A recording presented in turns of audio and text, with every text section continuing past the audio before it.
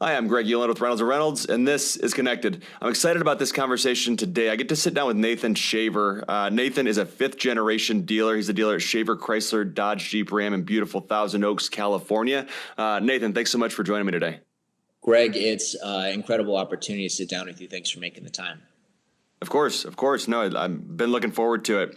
If you don't mind, I mentioned you're a fifth generation dealer. That's a lot of generations, and we start thinking about where we're at in kind of automotive retail history.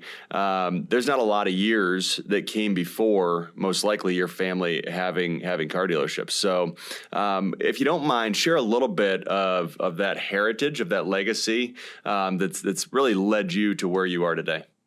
Sure. So I like to start off that story by saying we used to be horse farmers and we transitioned to iron horses. So we've been in the business just about as long as cars have been sold to the American mass market. Starting in the greater Chicago area, 3 generations ago, my grandfather relocated out to California. In this Thousand Oaks location, he had 3 sons, which have spun off into the SoCal marketplace. I got inspired by a very young age about that family legacy versus just about cars. Cars are cool, cars are special. But, I really admired kind of that the car business was the nucleus of my family. Sundays it was church and then going to the dealership with dad. I started as a porter, at a very young age. I took my 18th birthday at a DMV to get my sales license. And the business has always been a connection point for my family. So, as a young man, that really kind of was my North Star. And now 15 years in the business, not looking back, I really love it. It's a really unique, dynamic industry that's a lot of fun and quite rewarding to work in. Yeah, so you mentioned going to the store with your dad. Did you have the opportunity, and there's a reason I'm asking this, so I'm curious what your response is. Did you have an opportunity, or how often did you get to work kind of shoulder to shoulder with your dad, right? And see him interact with customers, see him interact with employees. How often did you have that opportunity? It's a two-sided answer, right? So Okay. It was really important to him that I get exposed to the business outside of the family. So a lot Sure. of my early experiences were not with him exclusively. I have a lot of fond memories waking up at 4 in the morning, sitting next to him at his desk while he's going through his emails and doing his morning meetings. That was a ritual of ours while I was still living at home. But as I've grown, I really watched him do his thing, and he was a fantastic mentor to me, and really guided my success at a young age. Yeah, no, that's great. And I have a little experience, not in the dealership world. So I grew up in an auto parts store, retail auto parts store, and I got to work side by side with my dad and my grandpa. And just that experience growing up, as a 12-year-old kid, learning to sell parts, learning how to communicate with people, learning how to problem solve, learning how to never be standing around doing nothing. Right? That's usually the biggest thing when you're in a family business is you better be working, and learning some of those things and being able to do it with your family, and you use the word mentor. You have a dad, but also somebody to show you how to work, how to communicate, and what to do. I don't know. I look back and I've always look back upon it fondly and always found it valuable. So that's why I was kind of curious. What's your experience if it was similar? Yeah, definitely similar. When people ask, what was the biggest impact to my success in my 20s and my early 30s, was just listening to the smart, experienced people around me. Yeah, no, that's great. That's great. So Nathan, when did you have the opportunity to buy the Stellantis store that you own today? August of last year, so it's still pretty recent. So yeah, and coming in, so you mentioned before we started recording, maybe you can give a little bit of this background too. This isn't the first dealership that you've worked in or even ran. I mean, you were a GM prior to doing this and owning a store. So with your experience coupled with coming into this store that's been established, like you said, right? Your family had established this point quite a while ago. as a new owner, though, you probably want to come in eyes wide open, I would assume. So, what did you notice when you took over ownership of the store? Was there anything? Was there anything you wanted to change right away? Is there anything that you've implemented that maybe hadn't been implemented before you owned the store? One of the things that I learned, I spent 7 years in management at Huntington Beach, Chrysler, Jeep, Dodge, Ram, and then 3 years at a different Stellantis point before coming here. And one of the things that I learned is that every store is a little different. So, Huntington Beach Jeep is a nationally leading store and they get a lot of things right. But I learned the hard way in some circumstances that you can't just transpose best practices from one store to another store in a different market. So when I came here, Thousand Oaks is a really great community, really special place to work, and it's this business has a lot of unique strengths. So I came in with the experience of some prior wins in my past jobs, but I wanted to come in with open eyes and seeing what was working, and then also what areas that I could improve. Most of my career has been spent in variable ops, and the variable ops at this store was pretty healthy, all things considered in the marketplace. And we've been really focused on fixed. Yeah. Go ahead. My vision at this store was defense on new, offense on used, and 100% fixed absorption. Okay. That's an interesting. I mean, that's a. Well, let me ask you this: did you share that with your team? Because that's a pretty concise, articulate way to say, look, these are the 3 pillars of success for us, right? And you just listed it out, and that's why I was writing it down: defense on new, offense on used, and 100% absorption and fixed. Those are 3 very clear goals. Those are 3 easy to understand goals. So you said you did share that with your team. What did that look like? How did you come up with those? How did you define those? Write them down. Go about sharing them, because I think that's an important piece of somebody, especially taking over a new store, or not a new store, somebody taking over a store as a new owner, is what we're trying to accomplish, right? And making sure that all the players are on the bus and moving in the same direction. It was harder than anticipated, right? I've been with Stellantis for 14 years. And despite some of the headwinds in the marketplace, I'm a really big believer in the brands. No matter what's changed over the last 3 years, whether it's electrification, the EV tax credits, affordability, tariffs, I think all of these, kind of macro points fit consistently with my plan, but the team's ambitious. So it was difficult to try to grow and really capture the enthusiasm and bringing in a new team and some fresh powder to try to grow everything. So we had to kind of pull the reins back in sales while really focusing on fixed ops. And in a lot of ways, the departments are intertwined. And so the sales management team had to, we had to look at the bigger picture sometimes and make some concessions to really get that fixed ops growth we were looking for and prioritizing. Yeah. So what types of concessions did you have to make and have to convince the team to get on board with, at least out of the gate? The way we approach reconditioning, like the effective labor rates in reconditioning, for example, was a big one. Okay.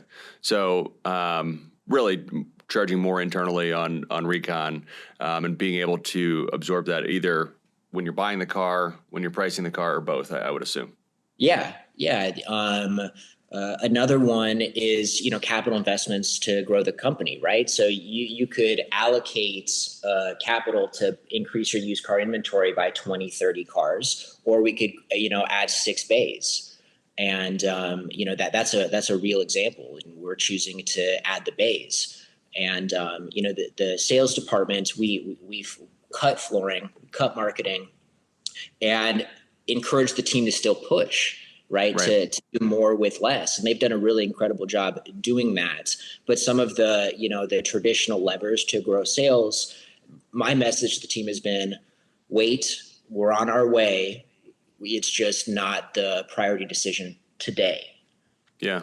Yeah. So you mentioned, do more with less, especially in the front end right now. Are you providing the team any tools, new ideas, ways to do that, or maybe you're not providing them? Maybe they've come up with them. I don't know, but you have to fund. I mean, I think at least you have to operate differently in order to do more with less. You can't just keep doing the same thing and expect more output. Definitely. So what has changed? Whether it's something that you've done, provided, thought of, or the team has provided or thought of, what's different?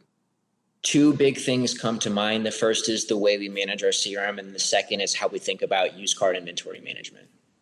Okay. So if you don't mind, dig into both of those. Maybe just start with CRM and then we can get into used cars. Sure. This dealership was built on a blueprint that preceded digital marketing. Yeah. We have a very strong, loyal customer base. There's a lot of, I've actually, it's a superpower of the store. I've never seen it at another store before. You have customers walking through the front doors that maybe haven't called in before scheduling an appointment, and they bought 6 cars from the same manager. Right. So right when I came in here, the way we used our CRM to schedule appointments per day, the way we tracked information in the CRM, definitely low-hanging fruit and something I attacked early. It wasn't a cornerstone of the way we did sales here. Yeah. Okay. All right. So really leveraging that customer database, leveraging that CRM to create opportunities versus being reactive to the opportunities walking in the door.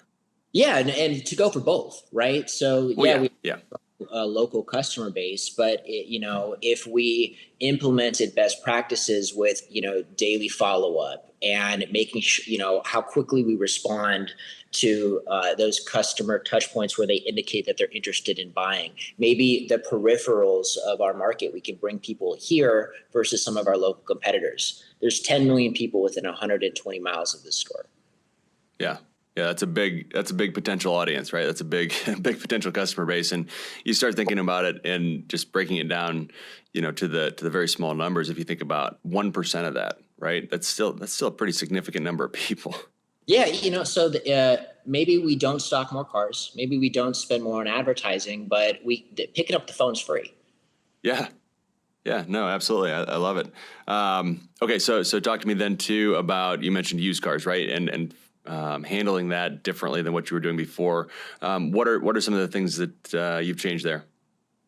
Used cars is my favorite part of the business. I really geek out about the analytics of used cars, and I kind of view my used car inventory like a stock portfolio, right? I really get into the weeds on the data. This store has primarily been a new car dominant dealership. So one of the first areas that I looked into was look to book. And then instead of, pounding our chests, focusing on under allowance on trades, I preached, well, every car that we don't replace in our used car inventory from a trade-in, even if we have to spend a couple $100 more, look at how much more we spend from auction, plus the transportation time, plus the those extra that window before we can recon the car, plus the auction fees. So yeah, even if you're paying a little bit more, it's attached to a car sale, and it's still better than the car that we'd buy if you don't pick up this car. And then under allowance, making sure that we look at every trade-in, getting out of the chair, walking around the car with the customer. Customers know exactly what their car is worth, and rather than trying to haggle off of their perceived value, agreeing with the customers, because most of the time they're right, but then pointing out all of the investment that goes into reconditioning, I found it's been a really effective way to maybe get that extra trade-in that we might have missed otherwise. This dealership also was not acquiring inventory off the service drive or off the streets. And, really every car that we can acquire that's not from auction is a level up on our PVR and our velocity. Yeah, no, that's a good point. So at this point, maybe share, where was the dealership before you made these changes? And I'm speaking specifically to kind of percentage of inventory acquired through the service drive, and then also you mentioned off the street. So I assume you're advertising some, sell us your car, come in if you're interested in an appraisal. So where was it before, and where is it today as far as percentage of inventory purchased either off the service drive or off the street? 0 to now we're at 20 to 25%. Wow. Okay. All right. And how does that break down service drive to just somebody coming in? Right now, it's all street purchases. So Okay. we're scraping, OfferUp, Craigslist, Facebook Marketplace. Kelly Blue Book has a great program. Carglass has a great program, and we just also layered in the service drive. Yeah. So how does that conversation, like, what does that process look like for you? There's a lot of different ways to do it. Are you just having your used car manager pick up the phone, call these folks? Are you reaching out via email, a combination of both? Like what's working? Because that's a pretty substantial growth, obviously, in a pretty short amount of time. So something's working, and I'm kind of curious, like what is your process, or is there a specific process? How's it going for you? We're channel agnostic, right? So okay. we use email, text, and phone. I think phone is a more efficient tool than text or email, because you can have two-way dialogue. But really, I think what we get right is it's about getting the customer in the store. And if a customer who's actively trying to sell their vehicle, it's all about the offer. In the same way in the sales department that, a potential buyer might be talking to 6 dealerships, we view a seller the same way. So we offer high, and then we do really thorough inspections. Every potential street purchase, we do a multi-point inspection, and we lift on a rack to check for mechanical, electrical issues, not just cosmetic issues. And then in the same vein as trade-ins, we justify any necessary investments off of the purchase price. But if we can get them in the door, and we give them an intelligent breakdown of the way we see their car in a respectful way, we win more often than we don't. Yeah. So who's responsible? You mentioned 2 pieces of the puzzle there. So first, who's responsible for getting them in the door? Like, what role in the store is responsible for making that happen? And then 2, after that, I'm also curious from a technician's perspective, who's responsible for doing the MPI? And, is that kind of their core function? How does all that work for you? What's your advice for somebody looking to be successful here? The best success I've ever had was at my previous job, and we had a buying center. Here, trying to do more with less, we started the program with the sales managers. If the sales managers aren't selling 5 cars a day, I think they should pick up the phone too. The sales managers should be the most effective salespeople in the building. And the sales managers were able to get consistent 10 to 15 cadence of street acquisitions going per month. Now that we're at that point, I just hired a full-time used car buyer who is mining listing platforms online, leads, and then also talking to service customers in the morning. On the service side, it's the used car technicians. Okay. So the folks that are doing the recon, they're doing the inspection first. I mean, is that pretty fair? And then that's really their core responsibility. That's kind of their job role, their function. They're dedicated to kind of recon / MPI ahead of purchase. Exactly. Okay. All right. So do you have a designated area in your shop that is just for recon? Like, do you have your own, I'll call it a recon center inside of your shop? We do. We have an offsite storage lot with 4 bays, and that's where we do used car reconditioning. Okay. All right. And so it's offsite. I assume it's close though, nearby, like physically. Yeah. A little bit too far to walk, but it's, I don't know, more like 1 or 2 miles. Yeah. Okay. So what's your reconditioning time look like then? So, you end up, it's 2 pieces. So you have an MPI that gets done, it sounds like. So the car's got to go down there to that facility to get an MPI done. Then you purchase the vehicle. Does the car just stay there if you buy it? Does it come back to the store? And then once the car's purchased, kind of what's your inventory turn time in recon specifically to get that car back on the lot? This is something we take very seriously, and I think it's something we're good at. So, happy to elaborate on it. In regards to a street purchase or a potential trade-in, the MPI, the repair order are used as selling tools.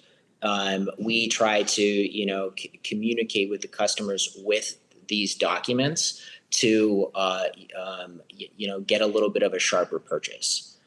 But right now we're doing a pretty good job. So it's not something we hold 12 months out of the year, but right now our time to line is 2 days because we've been kind of conservative buying in the tariff atmosphere. I didn't want to overpay at auction, but I try to keep it always at 3.5 to 5 days. And really it's about, if a car is purchased, gets to the bullpen that same day, our used car manager reviews the ACV from sales management the day previous, prints a book sheet, walks around the car, takes notes of it. We get the cars to the used car techs by 9 a.m. They inspect the vehicles, make recommendations by 12. And then the service manager, the used car manager, and myself, we go through them one by one. So the cars are dispatched within 24 hours. And then if there's a weekend, they're dispatched, the following Monday. Yeah. Yeah.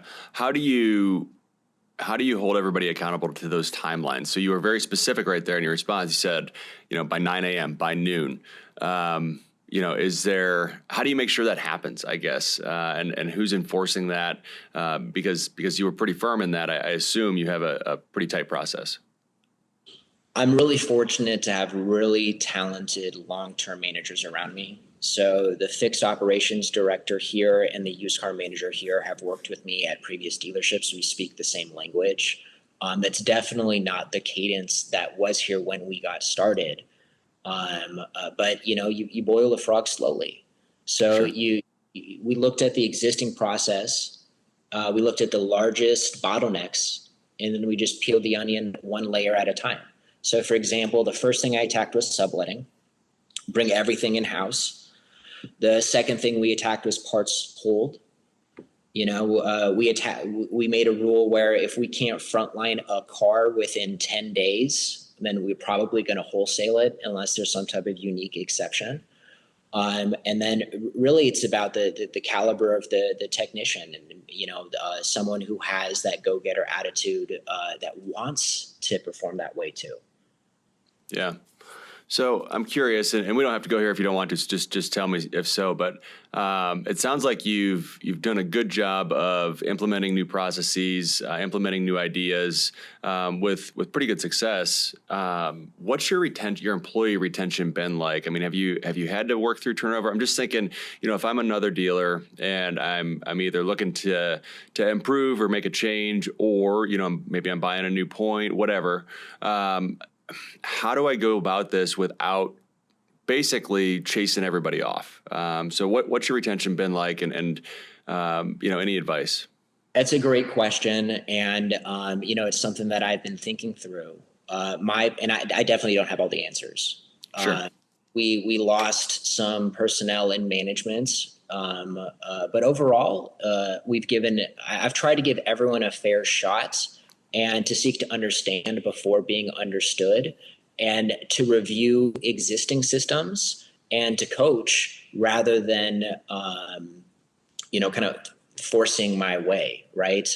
I know one way of doing business. I've had some success with one way of doing business, but it's not the only way of doing business. And this is a different marketplace. So by coming in with the desire to learn, and being flexible, right? There's multiple paths to the same destination.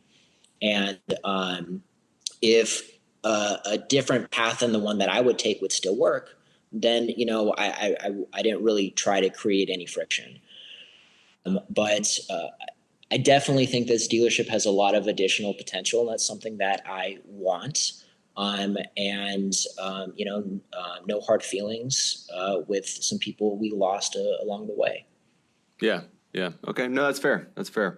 One other operational piece I wanted to dig into. You mentioned that you're building 6 new bays. Is it a physical addition to the store? Did you just create some more space in the area that you had? Did you take space away from somewhere else inside the store? What does it look like physically? And then we can get into some of the other details.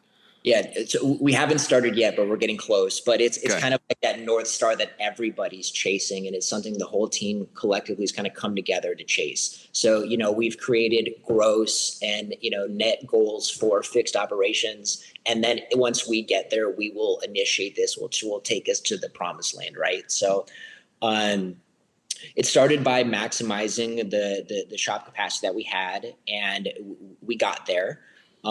This dealership definitely was built on a variable backbone, so there wasn't a lot of space, and we had to get creative. So the first major kind of site map change that we did was we partitioned 1/3 of the used car front line for additional service parking. Okay. And we do have space to add the 6 bays in the existing shop, but it's gonna eliminate some extra service parking, even with the used car front line. So, we had to make some logistical changes, like, the cars that are waiting, have an extended wait for some parts. If they're going to be here more than 3 to 5 days, maybe that's a car that we should put on our satellite location and save a parking space for those fast turning repairs. Sure. Okay. No, that's a big, I'll call it an investment. You might think of it as a sacrifice, but that 1/3 of your used car lot going to service. I mean, that's a big investment. But it speaks to your focus and where you're at right now and what you're trying to accomplish. So it makes a lot of sense.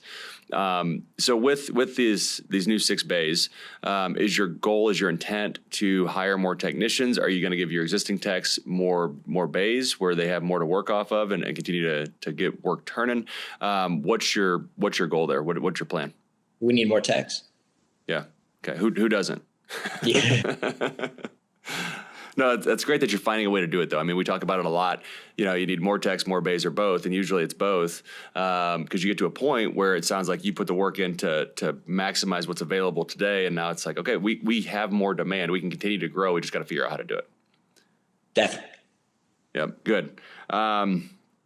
Okay, so something else I was interested in talking with you about. I appreciate you we jumped right into the operational stuff, which I love and I dig into, but doing a little research before we started talking, I noticed a company that you, I think, started called No Smoke, which it really interested me. So I'm a little curious if you're open to talking about it. Give the background. I don't think you're still there, but the company's still around. Maybe you are. So I don't know. Fill me in. It seemed like a really interesting idea. I'm kind of curious what the genesis of the idea was and then how it grew from there. And if you don't mind sharing, that'd be something that I'd want to talk about. And leading into also, when you read kind of your LinkedIn profile, and I wrote it down here just so I could remember it, but talking about transforming legacy retail into a high-impact engine for the future by reimagining the dealership as an incubator for next-gen venture-scale auto tech. That stuck with me. I thought that was a really interesting way to frame it up and share with the world kind of what you're about. So maybe start with No Smoke, tell that story a little, and then we can get into to how you're helping the store push forward.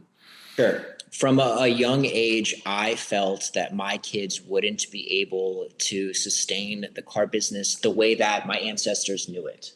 I didn't know what that meant, but I just kind of had a gut hunch, early in my career. And I think a lot of your audience will resonate with an example from the last 10 years about that is digital marketing. Right. Sure. So that was a little bit before my time. I was still on the line selling cars, but it kind of helps elaborate on my state of mind when I was coming up with the idea of No Smoke. So my time at Huntington Beach Jeep accumulated in running their used car departments. We had a very large used car department, and I realized smoked-in cars are harder to sell and worth less money. Every sales manager, I'm sure, has dealt with customers where they've lost a deal because of a smoke odor. And, I realized that there's no objective way for the car business to measure that. Right now, we just use our nose. But if you have 5 people sit in a car, they're going to smell different things. And there wasn't an agreed upon consideration of depreciation for smoke. So that was the starting point. I didn't have the technical prowess to invent the product that I was looking for, but I met a really capable, talented co-founder. Her name's Bibe Turfan, and she was able to bring the idea to life. So we came up with a test kit that can measure smoke residue in the upholstery of car. If someone smokes when they're sitting in a car, the smoke rises and it seeps into the upholstery at a level that can be detectable. So it started from like a used car merchandising perspective, but over time, as we spent more time developing this business, I realized there's kind of a public health issue that smoke residue in cars at certain levels could increase the risk of heart disease, lung disease, and cancer. Especially in California, people spend 1 to 2 hours in their cars every day. Imagine mom driving her kids to school and not knowing that or she's putting her kids at risk. And we worked closely with a lot of large rental car companies around LAX airports, and we found out that about 1 in 10 cars on used car lots in California have toxic levels, and 3 in 10 rental cars in California have toxic levels. Really? So, that was the value proposition. We thought that used car dealers could kind of certify their cars as smoke-free. They can merchandise these vehicles online that way to drive, customers that might be looking at 2 identical vehicles priced the same way towards them. And then in the loaner fleets or in the rental car use case, we thought that they could actually enforce non-smoking penalty fees and then wholesale their older inventory for more value if they guarantee that it wasn't smoked in. Yeah, no, that's really interesting. But the company is still around, yes? Yeah, it is. When I had the opportunity to buy this dealership, I shelved the patents. We expanded outside of the retail automotive market, and you can still buy a test kit on Home Depot, Walmart, or Target right now. We still fulfill online orders, but my full-time position right now is back in the trenches at a dealership. Yeah, you can only focus on so many things, definitely, and getting a store to where you want it after the acquisition. I mean, you've accomplished a lot in a pretty short amount of time. So I can only imagine the amount of time that you're spending there doesn't leave a lot on the fringes for dabbling in other things. Thank you. Yeah, absolutely. No, it's really interesting. So is that something that you see yourself continuing to look at as different ways to help your store, but then also other dealers, innovate and find new opportunities? That example, I think, is a really good one around certifying vehicles as non-smoking vehicles, and you have a product that can help people do that. Once you get the store to a place where you're comfortable, which heck, maybe it'll never be to that place. I assume it will though, but it gets to a place where you feel stable at least. Is that something that you're still interested in? Is kind of looking at new ways, new opportunities? Definitely. It's something I'm really passionate about. I think it's the future of our business. So let's go back to digital marketing as an example, right? In 2013, 2014, 2015, the average, advertising mix might have been 10% digital, 25% digital, but look at it today, 75% digital in a lot of cases, or even more. And, one of the things that Huntington Beach Jeep did that, put it into a nationally leading sales position was they went all in on digital advertising early. And as a young dealer, I think if I can find that digital advertising of today, or a couple different new emerging technologies that will be standard in 5 to 7 years, if I can identify them early and double down on the right things, it can be a competitive advantage for our stores. Yeah, no, that makes a lot of sense. All right, so Nathan, I do want to ask a little bit too. Also on your LinkedIn profile, it talks about you're a trainer of birds of prey. So I don't talk to a lot of falconers out there, but tell me about that. How did you get interested in that? What does that look like? How do you have time to do that kind of stuff? Because it is really cool for anybody who hasn't seen a trained falcon. It's pretty impressive. I mean, they can fly quite literally right by your face and not touch you. They're going to get food usually, but they're pretty impressive with what they can do. So I don't know, just fill us in on that. I know it's a little bit off topic when it comes to dealership operations, but it's interesting to me. So I'm curious. When I was in high school, a buddy of mine climbed a palm tree. He was a licensed falconer, and he raised a baby bird. And I just thought it was the coolest thing. He would wear this sash with the baby bird. He brought it to school, and I just thought it was so cool. So I just kept it in my back pocket for many years. And then I got into it. It's really challenging, but also very rewarding. And I find it to be a great way to, spend time in nature. It forces you to get to know a lot about the species of birds that you work with, but also about their habitats and about their prey. So it really immerses you in nature. And I'm paraphrasing, so this is an estimate, but the majority of birds of prey species around the world are in population decline. And as I got more into this, I just thought it would be a cool way to do something meaningful outside of my job, as I was finding a hobby. Yeah. Why are they in population decline? I mean, they're at the upper end of the food chain, right? So is there, and maybe there's a specific reason, maybe there's not, but I'm just kind of curious. It seems like an animal that's at the higher end of the food chain shouldn't be at the, in the decline phase. Definitely not an expert, and don't have all the answers there, other than that, especially eagles are in decline. But I would imagine just changes in their habitats with urbanization, with poaching, and with large ecosystem changes. Sure. Okay. So do you, as a falconer, do you own birds? Do you work with them through like a zoo? I'm pretty, as you can tell, pretty naive to that world. So what does that look like? It's legally it's considered a form of hunting. Okay. So you get a hunting permit Okay. with Fish and Wildlife, and depending on your level of your falconry license, the state that you practice in, and the bird you want to work with, you can either breed or import a baby and teach it to fly and how to hunt, or you can trap a wild animal. But traditional falconry, you trap a migrating 1-year-old adult bird. Okay. Lots of falcons and hawks don't make it past their second or third year, so you trap them. You give them world-class nutrition and veterinary care. You teach them, to hunt kind of species of prey that would be a little bit too challenging in the wild, and you make sure that they're in peak physical fitness. After the hunting season's over, you release it back in the wild in better shape than when you connected with the bird.